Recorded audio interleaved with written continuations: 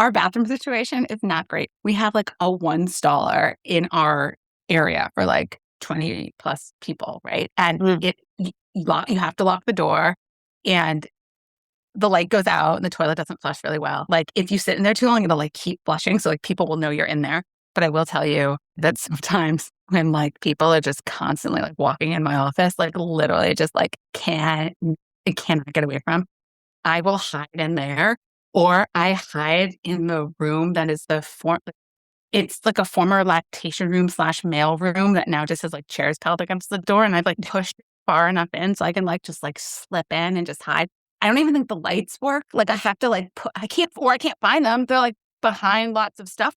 So I just like bring my little like phone flashlight and I'll just like hang out in there for like 20 minutes. There's no air. So you need a moment. It's mental health. It's better than putting in a mental health claim. Hey, Nicole, what do you get when a former corporate CEO and a do-gooding executive walk into a recording studio? Well, Erin, nothing, because the two of us are usually on my couch or Zoom, because wine. You get a podcast created for Gen X women who are bought into the corporate world, but fed up with the BS. I know. It's how to thrive the 9 to 5 or 6 or 7. It's career therapy. It's comedy. It's definitely full on authenticity. Basically, we give you tangible strategies to rise in your career without compromising everything else. Because work doesn't have to suck. I have some updates. Things on my mind. I got a shave under there. Actually, there's 3 of them. The one that's most kind of related to what you just said. I just have to laugh at how freaking amazing us working women are at multitasking, because I have to tell you that this morning I've already went to Southington for an 8:30 coffee date with I would like to call them former client, but they're now a current client because they're bringing me back again. But had coffee. Southington's about 45 minutes for me. But not only did I have coffee, but I also yesterday did a BJ's warehouse order to the BJ's in Southington, which I've never been to. But we've got a grad party coming up in a week. Oh. So I left the coffee meeting, got gas under $4, got a shit ton of stuff put into my trunk for the grad party, came home, sweat my ass off putting it away, but very efficient. And this is how us women work. I don't think people realize not just the efficiency and ability to multitask, but I also think they underestimate how conniving and connected we are. Oh, yeah. Which this is unrelated, but like I look at us women, and I had coffee with another woman who's a leader, and we got shit done, right? And then I got BJ's. But I also like have a story of a couple weeks ago where our financial advisors decided to move to another bank for the second time in 6 years. Keto. You're like, the first time we were like, yeah, you guys are great. We'll head over to Morgan Stanley. Second time we were paused. We're like, I don't know about this. I just happened to use the same financial advisor as my woman work crush, Jean Latour, which I just posted on LinkedIn. She is a former chief investment officer for CBS and Aetna. So she's a big fucking deal, and she's authentic as hell. And I'm proud to call her a friend. Well, she also uses the same financial advisor. And these dudes running this company have no idea that when we both get this news, our women's network is so powerful. We are immediately texting. Yeah. I am disclosing the deal that Morgan Stanley gave us to incentivize us to stay and not move with their financial advisor, which was different than hers. We also were sent to different people. We've since had lunch. We've shared how the transition's gone bad. Like, I guess point number one, story number one is don't underestimate women and our ability to freaking get all the things done, whether it's getting this BJ's order for the party, like just after a business meeting, or basically, conniving behind the scenes to make sure that we make the best deal that we can. Yes. And it brings up like some stuff we talked about very early on when some of our earliest episodes, like pre-20, we talked about like the things that women don't talk about, and some of it was in some of us life. And like the number one thing we landed on was finances. We don't talk about our finances. Yep. And this is a mistake I consistently make even now, which is like when things are changing, it feels like overwhelming, or you want to trust what's going on, and you're comfortable, right? Even if you're doing okay, you just get comfortable, right? And it's like, no, talk to other people, find out. Like, these are businesses, these are people making deals, these are deal makers. Like, they're on your side and they're trying to help you, but you're also their client, and you're also paying them. And it's really important to have what economists call as close to having perfect information as possible. Like, the more information you have, the better. I applaud you for actually being like, all right, who else is in this with me? Let's have some conversations, and not just like going along blindly with the deal that sounded good or good enough, or just you didn't feel like dealing with another change, or because this stuff really matters. Like, Gen X has to be thinking about retirement or transitions, right? Like, we should all be thinking about this. I like looking at my fake watch. I'm like, we should all be looking at like, so Gen X. You're not Rolex. No, like all that. Yeah, like all the Gen Zers are like, what is she looking at on her wrist? Isn't it an Apple Watch? What time device is she talking? It's a bracelet. It's a bracelet. It's the sands of time, and like, my little. Well, and I know we have a lot of male listeners. I'm not saying we are better, but I just don't underestimate just and it's not just that I got the BJ's order and made a deal, and then the story from a couple weeks ago. Get women into leadership positions, because we are doing that shit at work too. We are multitasking. We are sharing information. We are doing business differently, and not just with women, but a lot of times that women's network, like, we are doing stuff under the covers, which sounds really weird. More than you think. Right? More than you think. Like, I think we're more apt to share. Like, I had this happen a month ago where I met kind of an a-hole CEO, said some, we'll call them semi-inappropriate stuff. And guess what? I'm not one to go tattletale, but I am really good friends with a CEO that's in his space as a client, runs an organization that you would consider their client, and they're both in the same city. And I had just met with her. So we had caught up like a month ago, and I was like, FYI, do you ever work with this company? And she's like, oh, we used to, but not at my new one. I was like, well, just so you know. Just so you know. Just so you know. So you just never know. So that's update number 1.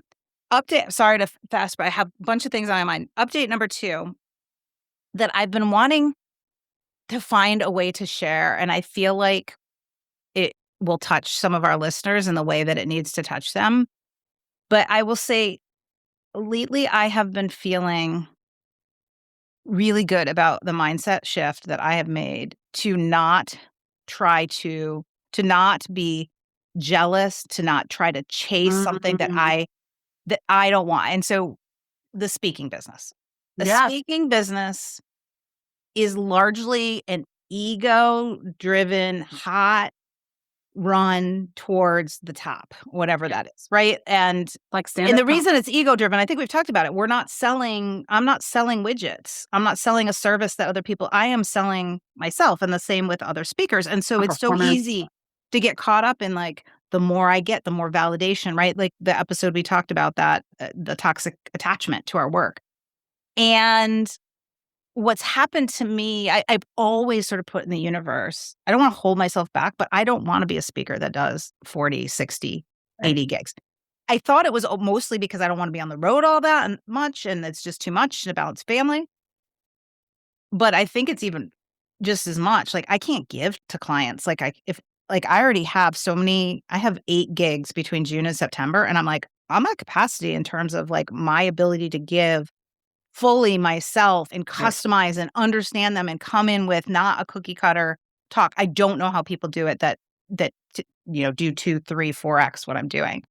But here's the thing that's really helped me beyond the 50% rule, which is my favorite hack of like, I can't compare because I don't do anything the same. I always do it half different.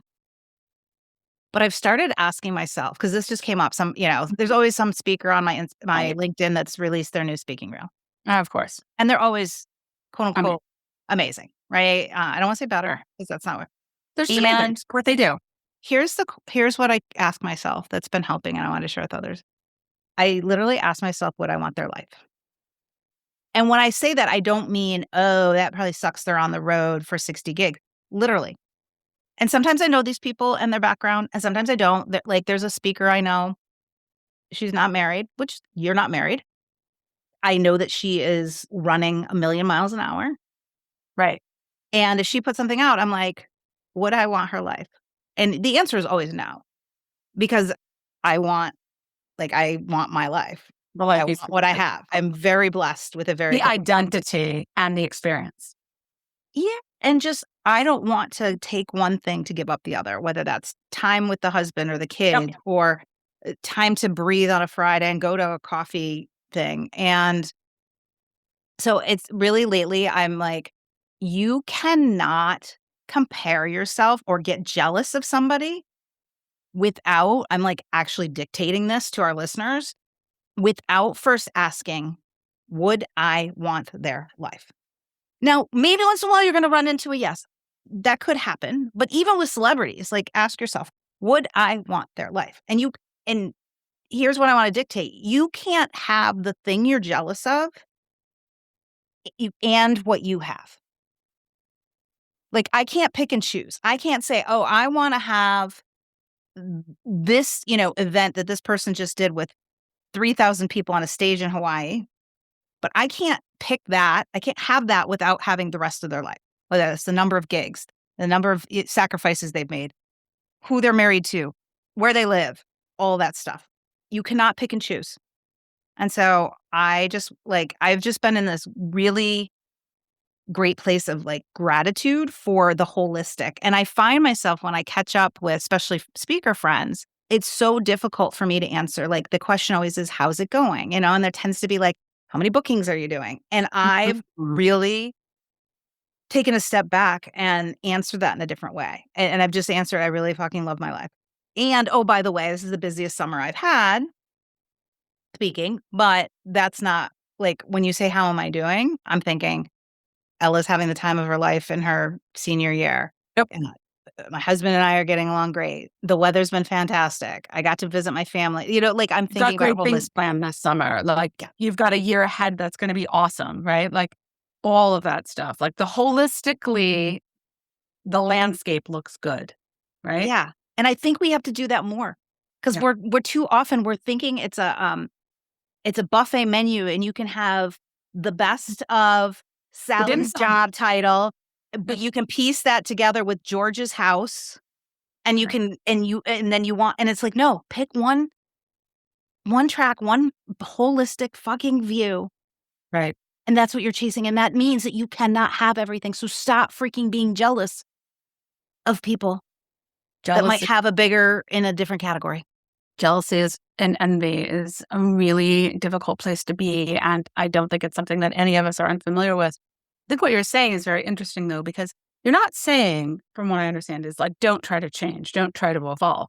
But what you're saying is like, look at the landscape and the toolbox and the opportunities and the framework that you have, rather than being like, there is something way far outside of where I have no context about who they are, how they got there, how it relates to them, the sacrifices they made, and want to just like import that. Like, it's not like you can take doors from a Lamborghini and put it on a Tesla, right? I mean, and I'm saying that, and I'm fit. Yes, and I'm giving you permission to make shit up too. And what I mean by that is, let's say you look at somebody's title and you're like, oh, I always thought that I wanted to be in this role, but you don't know Joe Schmo. It's just somebody that came through your, whatever feed. You also have the right to make up shit.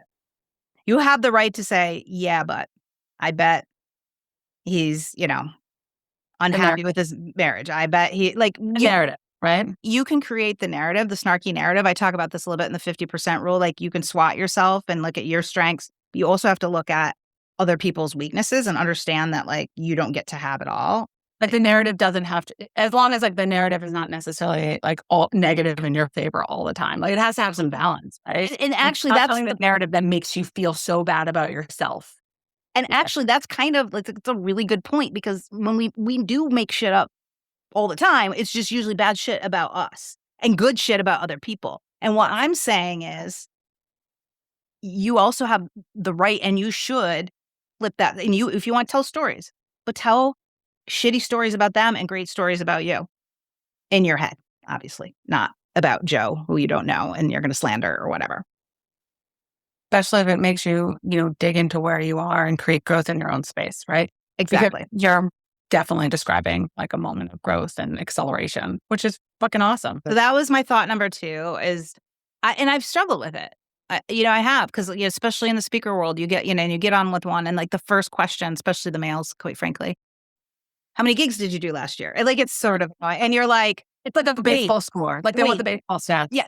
30 seconds ago, I was like, oh my God, I really love my life. I love the clients I have coming up. I just booked this great gig. And then you get on this call and they're like, how many gigs did you do? And you're like, 22. And they're like, oh, I did 60. And you're immediately like, oh, maybe I shouldn't be so happy. And that's just fucking wrong. But you That's also have just to remember, in frameworks like that, people do not ask questions that they don't think they have the better answer to, or Correct. in a way that makes them look bad. Like they're not going to say, how many like failed conversations did you have last year? I had 475 and then booked. They're not, this is the economist in me is like, what's the fucking sample size, right? Yeah. Like Yeah. they ask it in a way that like the sample size looks skewed to them, right? It's not just a male thing, but it's a way that we engage, right? Yeah. Ask questions where we feel like we can brag. In those settings. That's why sometimes these professional frameworks settings can be very intimidating to people. We've talked about this at length, like why sometimes people hate networking or they don't like these kind of groups. And I think this mindset you're talking about is very important. Like, keep in mind the framework of the conversation, right? Like, yeah. And it's not to bash anyone. It's not. And to your point, it actually accelerates growth, because then you don't spend so much fucking energy being depressed that you're this place or giving up on stuff because you can't do it as well. But just, first of all, 50% rule everything. So you never can compare, because once you do that, it's impossible to compare because you're always going to do half different. But also, it gets rid of the noise and allows me to just say, well, it doesn't matter. Like, I have my own, like, I have told the universe something that is different than that. I have told the universe 25 gigs a year. I want balance. I want to, this, that. And I have told the universe a different thing. And guess what? The universe has started to deliver. Like, not only do I have, what I would consider kind of the perfect amount of gigs, especially over the summer, which I'm traveling to Greece and got all this, I've got a graduating senior and moving somebody. It's delivered me just what is perfect for me, but it's also been delivering it like when I need it. I had the trip to go visit my family. But it goes Got a back gig. to what you said. It goes back to what you said, which was like, because you are creating an entire life that you don't have to escape from. It's all of that together. It's you're getting the 25 gigs because you're putting the other things in place that are helping you to have the best possible life and the success in other areas that make you show up in every situation the best you possibly can be. Can't say it better. And that's what it's doing. It's, it's not giving me gigs for these 2 weeks. Thank the Lord. Ella's graduating and I'm totally fully present and have a million kids at my house at any given time. And then it's giving me one the week after. And it's gave me one 2 days before I go to Greece. And it's given me 2 gigs in Atlanta on the same day that I'm able to actually do both. Like, it's, and I think it all goes down to like, I'm not saying I'm perfect at this. I've had some moments, especially this winter, where I was like, oh my gosh, like, maybe I'm not even meant to do this. Don't get me wrong. It is not perfect. But if I keep coming back to, I am creating a holistic view of a future in my 50s, because this is not the time to be creating something that, looks good on paper. And in reality, like, I'm creating a lifestyle. We're talk about those Lifestyle. Okay, so that's number 2, my random thought. Number 3, like, I'm just kind of processing this, and I don't want to sound like it's bigger than something it isn't, but I just thought I would like process it out loud with you and people, which again, process it makes it sound like it's some big thing. So I'm hearing it's for the first time. Buckle up for being disappointed. But I had a client, and I won't say names, but I had a client that's a repeat client. And they brought me in particular for the sales organization, which I love because it's, like, yes, authenticity feels like an HR thing, but that's not where I get as excited. Like, I get excited when it's about differentiation. It's about tangible, like, things to not just grow your career and your leadership, but grow your business. So I love the sales side. And this is a client that not only brought me in for sort of a keynote for their leadership team, but also then we worked together for 6 months, me doing real-time group coaching with their sales team, taking scenarios, trying to like twist them, make them a little bit more authentic in how they responded, how they put together the proposal. Like, so we've worked together more than a tradition. I've had other clients like that, but it wasn't just a like shot in the arm keynote and then I'm out of there.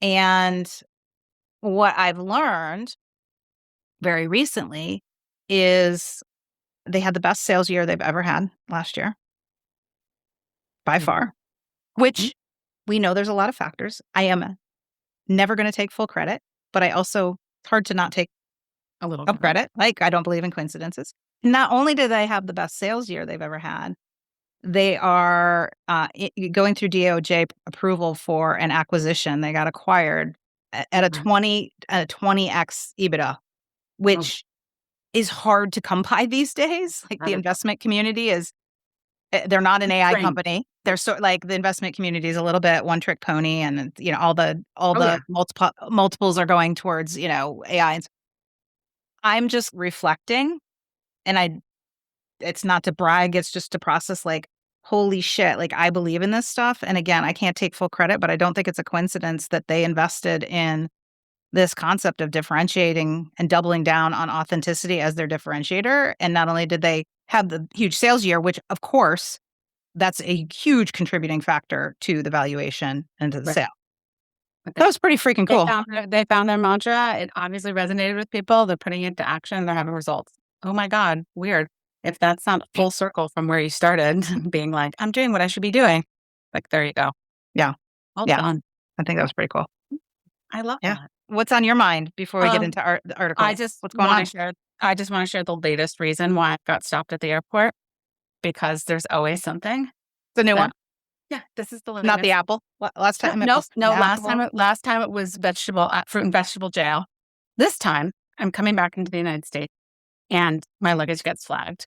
And now I've got this new hack where I only travel with carry-on luggage. And this is because I'm constantly booking like 4 different flights with like 4 different airlines to maximize schedules and also to get to tricky locations and pricing, because let's just be clear, the travel market is crazy right now. And I am not a bazillionaire, so I'm like constantly using these hacks. Number 1, that's suspicious. Okay, I get that. And 2, I am suspicious, which is fine. So, first of all, my known traveler ID and I have a redress number. They both disappear off my ticket. Right there, I get. Which I don't know what redress is. What the hell is that? I see that. You should ask your husband what this is. That's when you have a file and there's just like weird shit and that you don't want it to get flagged every single time. Got it. It's like you just bring it to the forefront. Got it. Yeah. It's like, so we should all live our life. Yes. With a goal to have a redress number. You should all aim to have a redress number. I do not have any felony convictions. I just have like a complicated history. You worked for the U.S. government and I was lived abroad and all those fun things. Aid worker and have had multiple names, all legal, by the way. And I've just been in some tricky locations and have had multiple passports at multiple times. And so just things got complicated. But so this time, not fruit and vegetable jail. So first of all, it disappears off all my like details disappear off my record. So like I get from the Caribbean back to Puerto Rico, and Puerto Rico is the San Juan airport is like, it's like the United States, but it's not. Like you definitely feel like you're in some kind of like Wizard of Oz netherworld for anyone who's ever traveled through the San Juan port. Like you definitely feel like you're in a different universe. So I get there, everything disappears. I get sent to like 8 different lines at JetBlue. And now, first of all, I'm like so proud of myself with this like very little luggage hack. Like I'm going to sail through. I'm not going to have to go to the counter. I'm all set. I'd even get online boarding passes, which I never get because usually there's something fucking wrong. So I get up to security and they're like, your numbers are not on here. Like whatever, go back to the counter. So like I get sent to like 4 counters. They're finally like, oh, I don't understand how this got manually removed. We'll put it back in. So, and thank God I gave myself time. So I go back to the TSA pre-check line. I walk in and the woman's like, you have to go to the special TSA pre-check. It's like, okay. So there's only one person. I was going to say, who knew those even existed? I did. They're like a sideline. I was like, oh, thanks. And if somebody told you before you went to the airport, you'd be like, that's great. But when you're where you're at, you're like, that's not great. I'm already an hour down. I've got like 2.5 hours to get through like security to get to my gate. And I'm thinking, like, giving myself a lot of fucking time. Like, this is no problem. And I already passed the USDA inspection. So I was like, no fruit and vegetable jail. I get into the special line. Immediately, they flag my bags. They like yanked them out. There's like 7 people, dogs, everything. And I'm like, okay. I was like, all right. So they were all standing around talking, and they pulled the bags aside, and this security comes up to me, and he hands me my back. So my backpack has like, basic stuff in it. And I know not to carry, I carry no liquids, nothing. Cause even though those are allowed, nope, I don't do it. So he hands it back to me, and he's like rifling through my luggage, and he was like, ma'am, we have seen some unknown powders in here. And I was like, oh, okay. And he's like, do you have coffee? And I was like, I do have coffee. I was like, but it's in this bag, the one you gave me. So he like looks startled, and he's like, okay. So he just runs over to his management. He like comes I back. figured her out. She's I- pretty fast. Yeah, like I'm like, so you pulled my bags for coffee, except you already gave me that bag back. And they're like, it's like, what? I don't know. I'm like, what could he possibly find? Like, Right. spicy stuff? Sure, maybe. But nothing contraband, just life stuff. And he pulls out my packing cube. Like, my friend Wendy gave me packing cubes for my birthday, which are amazing devices, by the way. If we ever do another thing about our favorite objects, it's going to be this. He pulls it out and he goes, ma'am, Was it you're one of those shrink wrappy things? Or not even, no, not no, even. it's just a cube. It's like a square, it's just a cube. He's like, ma'am, the issue is that your luggage is too well packed. It is too dense. I was like, my bathing suit and underwear. So like he's holding like a piece of lingerie, underwear, and like a bathing suit wrap from Shein, and like a shoe. And he's like, the issue is that your bag is way too dense. He's like, this is unacceptable. I was like, that's the issue. Dude, Yeah, it's not dense with fucking cocaine. Yeah, except the only powder in there was a little compact of makeup. Like, do you know how way it is in the Caribbean? I'm not wearing shit. I'm like, I didn't even have a razor. I was like nothing. And then he starts looking more, and you find like, I'm a woman in menopause. You find some like lady products, just make sure everything is good down there. And it's in basically in individual portions of like lady. And he was like, what is this syringe? And I was like, why don't you read the label? And why don't you? He literally takes it out. There's only one. He takes it out. He rips it out of the package, and he just like pushes it out. It's like, excuse me, listeners, it's Lady Lube. And he was like, and he started calling over officers, and he's like, this is illegal. He's like, this is not acceptable. And this woman out of nowhere, she walks up to him. She slams the suitcase shut, and she was like, you're free to go. Women to the rescue. Oh my God. Coffee, powders, densely packed luggage, Lady Lube. I was like, you know what? I was like, for this, I was like, why don't you put that in the redress number? So you could write a whole book on all your stops. I mean, especially back in your true international day. I mean, there's always something. I get stopped every single time for something. And I keep trying. I'm sure your frequent trips, let's not like kid ourselves too. Like you're back and forth to the British Virgin Islands, all the time. And they totally think I'm a drug dealer. I'm sure of it. I'm sure. I am nowhere near any drugs or contraband except like maybe a little personal Lady Lube for like all known reasons. Like I'm overheated, whatever. And like, let me tell you, that water is salty. Like shit goes on down there. Like, I'm going to add that to my second favorite product when we do that again. Thank you, Lady Lube. So right here and now, that is what's going on in my life right now, amongst other things. Add that to the list of travel stories that happened to me, and you're welcome. So good. I haven't heard that one. Now you know the story. Hey there, it's Erin. I'm just popping in real quick to ask you a question. Is there any chance you know someone who is looking for a keynote speaker for their upcoming event? Look, I know that many event organizers, they struggle to find a speaker who provides both tangible value and business knowledge, but that also lights their audience on fire. And I truly believe there aren't many speakers like me out there who are both former corporate executives and professionally trained speakers. And there's definitely none that roll in with an orange suitcase they unpack with their audience. Trust me on that. I would love nothing more than to bring my message of using authenticity as your strategic career and business advantage to people spinning in your universe, especially if you'd be there. I promise my talks always create an immediate buzz, but not just right after, but for months and years after the event is over. You can learn more about my message, style, and reviews, and share my speaking info by going to beauthenticinc.com/keynote-speaking.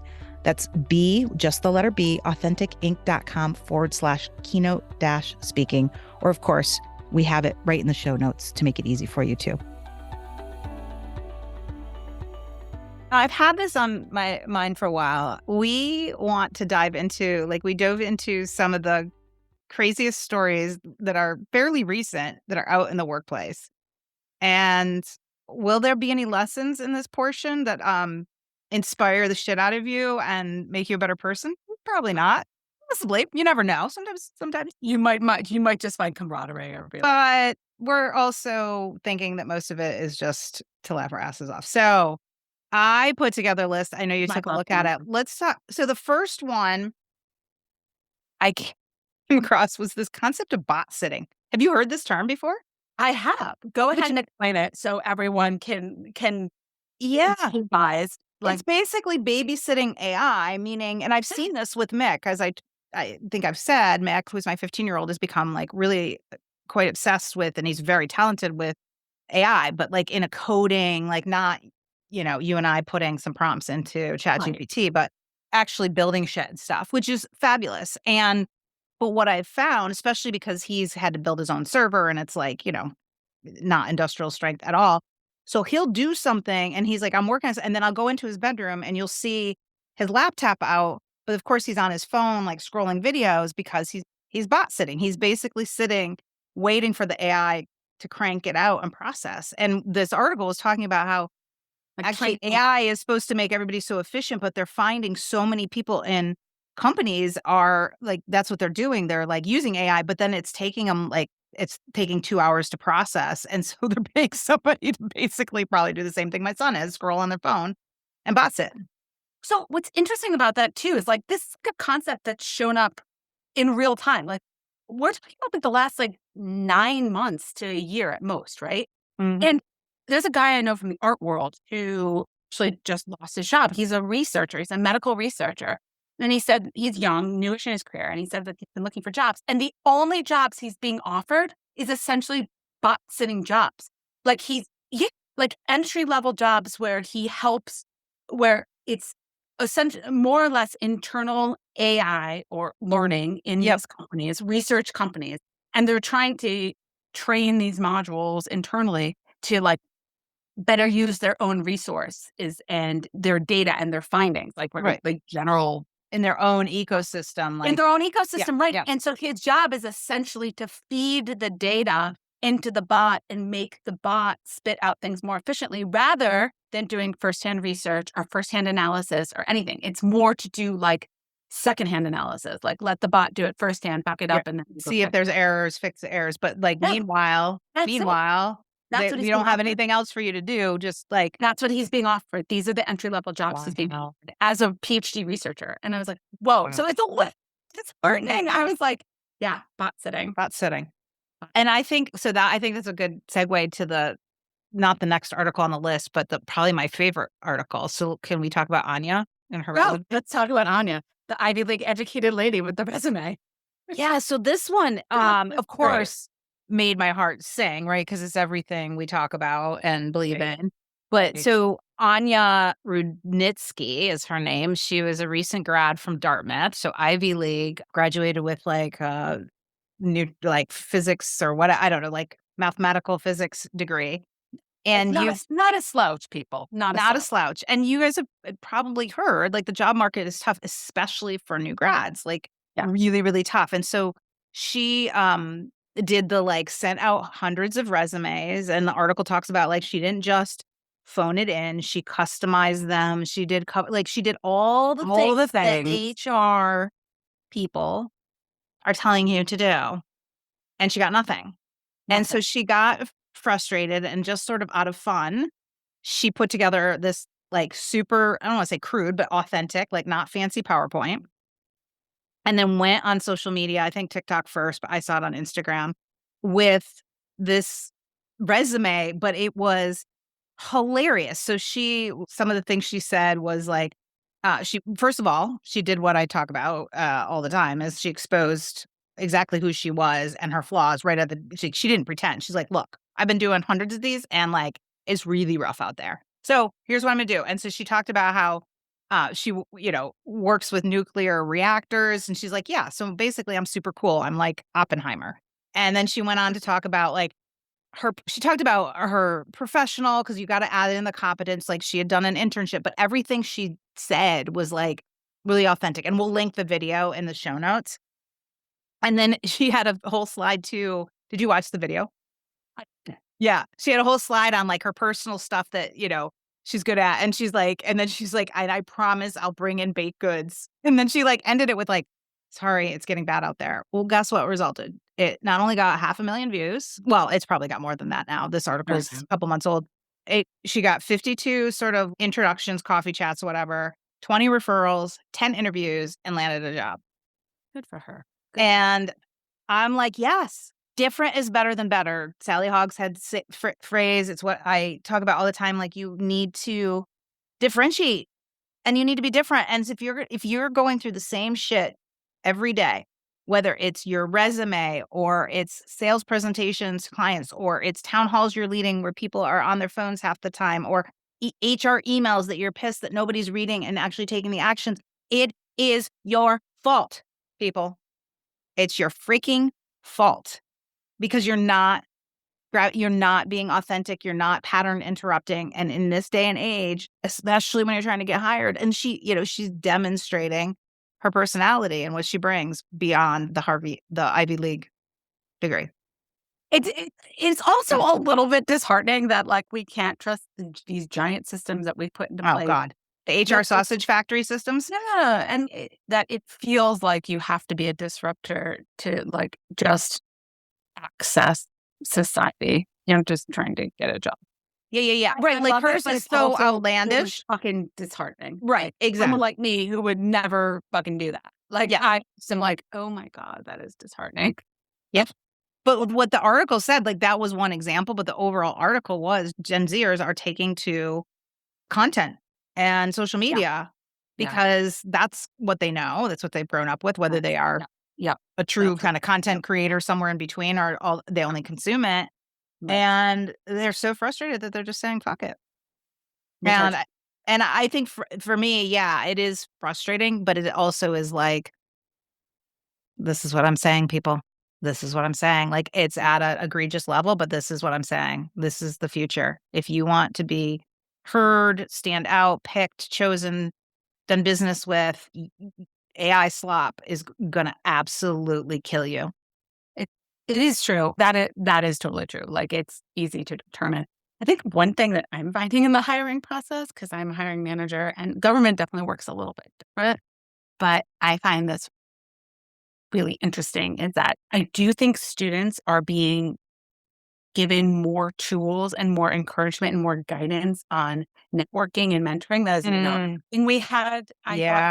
Good. It was more like, oh, just use your personal networks or whatever. Like, if the merits will get you through your education, all of that will speak for itself. It's like you're taught to be an artist, but not to function in the artistic world or the artistic market. You're taught to be a scientist, but not to function in, the business environment, right? There are pros and cons to this. I feel like students have more tools now and more encouragement. Yeah, I agree. I'm like a total stepbrothers moment where like I'm getting emails from parents. And no, when we say work, we're not talking your parents. Yes, no, we're not. Your parents are not your network. Do not. They could help you with another person that then becomes your network. But oh my God, you're kidding. Do not call me and say, what's it that my kid needs to do? Oh my God. Are you? I'm not kidding me. I'm not kidding. Like LinkedIn. These are not even people I necessarily know. I don't even talk to the University of Maryland where my daughters go on her behalf. I love a future employer. I know parents are engaged in their children's lives and development and like professional guidance to a degree that our families weren't, because the market and the world and the expectations have changed. But like, I cannot take that seriously. I can't take that seriously. Like, I can't answer that in a way that fits all that. Oh, that's a red flag. Let's just call it what it is. That's a disqualifying red flag. And it's unfair to the student. It's unfair to the young person because they're not, maybe they're lazy or maybe just they have an overbearing parent, right? Like we all have people in our lives who are overbearing. Maybe it's not in our job search, but maybe it's in our personal life. Like we all know what it's like to have people who speak for us when they're not asked to be spoken for, or they feel like they have a judgment that no one, just because of their world experience and their view, they feel like they have the right to judge you or to tell you that they need to do something out of concern. Or give you advice you never asked for. Yeah. They're so concerned that they need to intervene, right? Like, this is not the place to do that, not directly. Like, it's one thing to support your This child. is how I would answer. I'd be like, oh, interesting you contact us. Is this sort of how you've operated throughout their schooling? Like, have you stepped in? And if they say yes, we'd be like, well, there you have your reason. Basically, you are the problem. Not just because you have the phone now, but because you've probably had 10, 15 years of enabling a child instead of slowly taking a step back, every month, every year, and letting them figure it out themselves. And look, we are not unfamiliar with nepotism. It's alive and well in this world, and we also know how networks work. But let's cold calling nepotism is like a whole different world. Yep. So, yeah. So I just, that is just like another area where like I have just been blown away about sort of the overstep. So just as a point of reference, everyone engage the hiring manager, make sure it's for a job that you want. Ask yourself this question, right? Like, if you had a child and they were dating somebody, would you call that person and be like, I need to ask you 27 questions? Like, and then your kid might be like, Mom, Dad, brother, why did you call this person? Like, you made them doubt me. Like, you've undermined my ability to create relationship. It's like, it sounds like they don't think you like me. Like, would you do that in a personal scenario? You might, but you might think twice.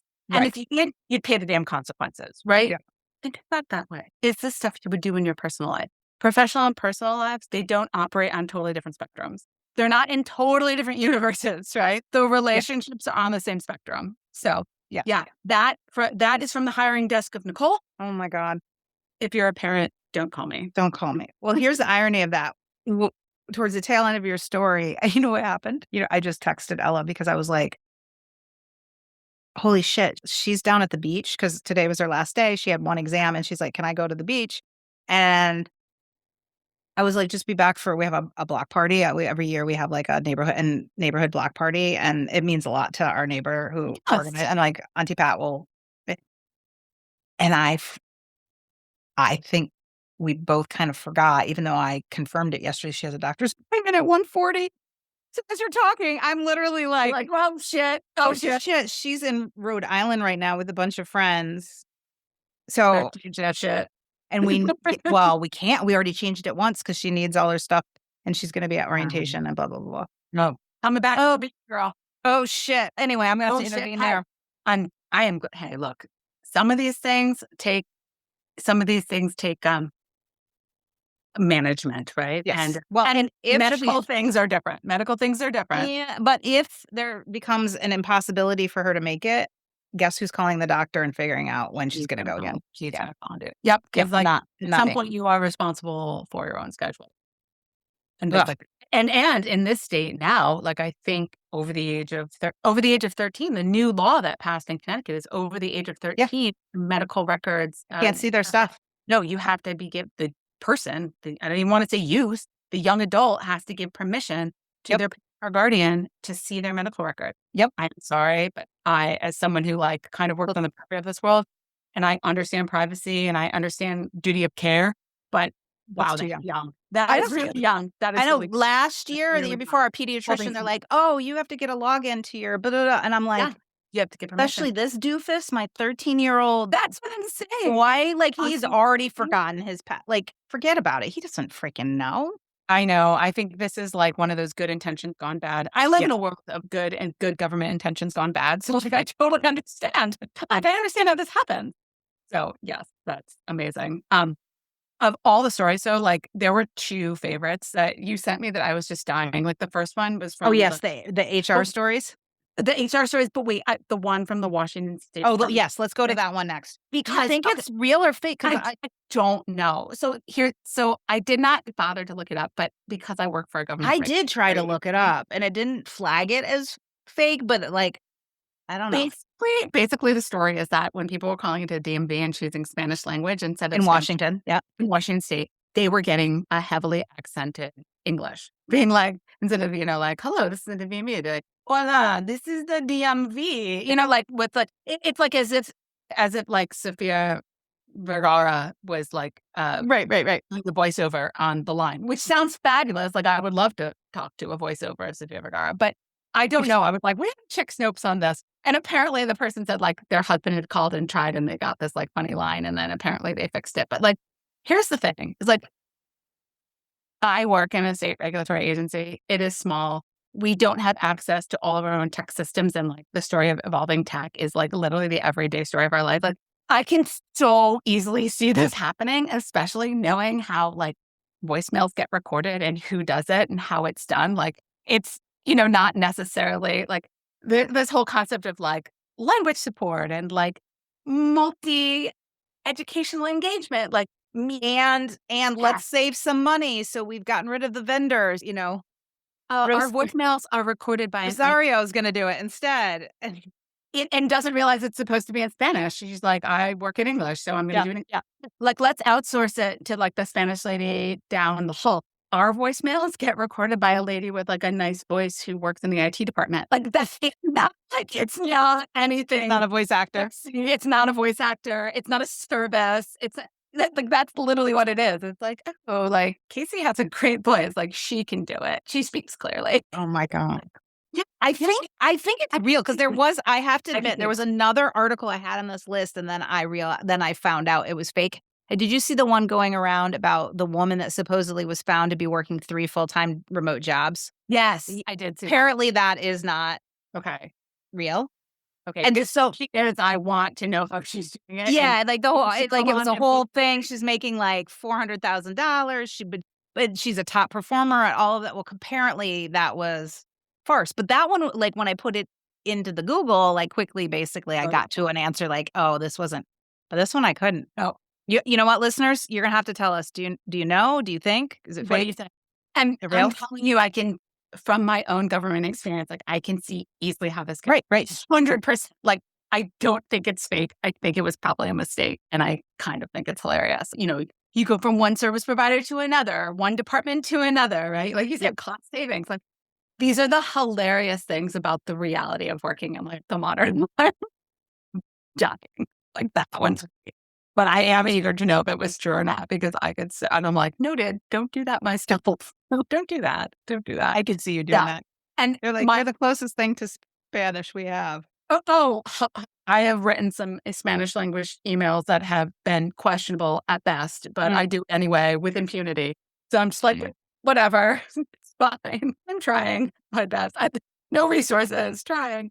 But the random HR stories had me dying too, because I think when people think of like the most evilest department of all, or like the least helpful department of all, and I say this as a former like chief human resources officer, among other things, I constantly remind people that HR is in to protect the company and not the people. But just really what we're saying is like the human relation stories are fucking hilarious in the office, just like human. You sent me one about it was called. That was my favorite too. I think you put it. Was it the bathroom popsicle bandit when they had an employee who would sit in the bathroom while eating fruit and reading a book on their phone, and then she would just stay there all day. Like the lights would turn off, and then like it would be like she was found by someone else, but she was dead because she was in there for so long, and I was just dying. And then and it's so descriptive because then she's like, yeah, and the freeze pop wrappers were just all over the floor, and I was like. I could picture it. You can picture it. I'm going to be perfectly honest. Our bathroom situation is not great where we are. We have like a 1-staller in our area for like 20 plus people, right? And you have to lock the door, and the light goes out, and the toilet doesn't flush really well. So like there are Meaning that like if you sit in there too long, it'll like keep flushing, so like people will know you're in there. Yes. So And when your butt's still on it, and then you get the bidet that you don't want with dirty and so toilet water. the whole experience is like a little bit disheartening and like and a little bit like it just makes you feel like you've been it's a little bit embarrassing and lack of integrity for better words. But I will tell you that sometimes when like people are just constantly like walking in my office, like literally just like I cannot get away from, I will hide in there or I hide in the room that is it's like a former lactation room / mail room that now just has like chairs piled against the door. And I've like pushed far enough in so I can like just like slip in and just hide. I don't even think the lights work. Like I have to like I can't find them. They're like behind lots of stuff. So I just like bring my little like phone flashlight and I'll just like hang out in there for like 20 minutes. There's no air. You need There's to no get a ventilation. you need to get like a remote mouse that you can jiggle so it looks like you're still online. I will admit, like, I'm not eating freezer pops in the bathroom, but like I do admit Sometimes you need a moment. It's I will mental health. It's better than putting in a mental health claim. I am asking people right now, I'm asking your listeners, I want to know where you hide at work. Like, where's your work hide and seek? Like, I need to know this because mine is the mailroom / lactation room / storage room / sometimes bathroom. So this I really by the emergency exit that I don't think anyone like. And they proposed to make it into an office because we're out of office space. I was like, no, definitely. I was like, no, definitely we can't. It's a very important home. I think we should put padding on it and just have it be like the special. Make it a podcast room. God, I love that. You know what this reminds me of? Like, I don't think I ever really hid at work, but it reminds me of when the kids were young and they'd want to play hide and seek. And I would grab a glass of wine and I would go in the hardest freaking place for them to find me. Usually it was like the shower and like whatever. And and this is when they were young, so like where I'd really need reprieve. So they're like 4 and 1 or something. And they're like, Mom, we can't. And I would just sit there and drink wine. It was so wonderful. You're the best game ever. They're like, no, but just come out. And I was like, no, definitely you to be wussies. Definitely not. I knew like when Sonny found me easily, like one time playing hide and seek, and he was like, "This is too easy." I was like, "I need to step up this game." I was like, because this is a great opportunity for Auntie. It's a break. It's a break, and I was like, oh, "Damn!" I was like, "I got to step up my game." Yeah. I want to know what people's work hide and seek. So, also, there was a lot of stories in that list about essentially substance abuse, like people coming into the office. That was my other thing. I was like, holy lot. Cow. How about the guy that got fired and then came back the next day and claimed he didn't remember it because he was drunk? That just seemed like a moment out of Step Brothers. But I could see that. I could see that in a lot of levels, right? Like there are a lot of places where like alcohol is part of like the cool work bro culture or like it's super tolerated or whatever. But the other thing, and I'm just going to be honest, is that people seem to be more medicated or open about their medication now in the office than I'm used to. And now we're only in the office part-time, but people are very medicated. Like they're medicated, like they're on all sorts of supportive drugs. And so I'm also hesitant to be like, what is substance abuse? Like, I'm not even sure right now. Right. And I'm sometimes like people on their copious drugs more than off them. I'm like, did you smoke weed today? Oh, good. You're a much calmer version of yourself. Right. Like, great. We're all winners.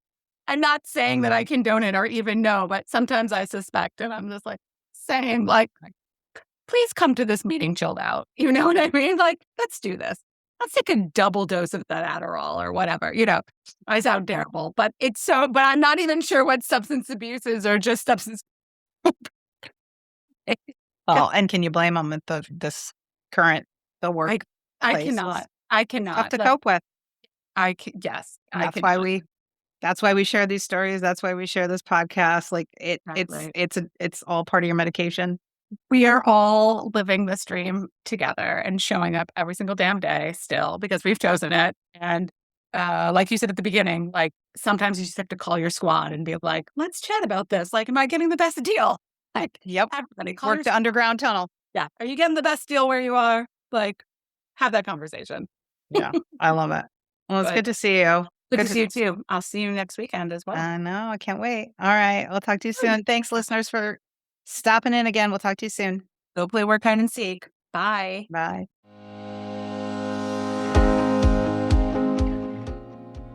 Hey, it's Erin with a teeny request.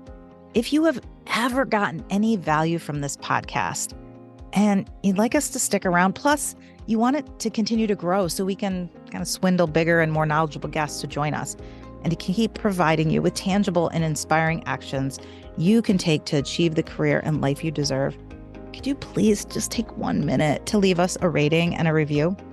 Those reviews go a long way in attracting guests to the show, and candidly, they really make Nicole and I's day. We see you. We really do.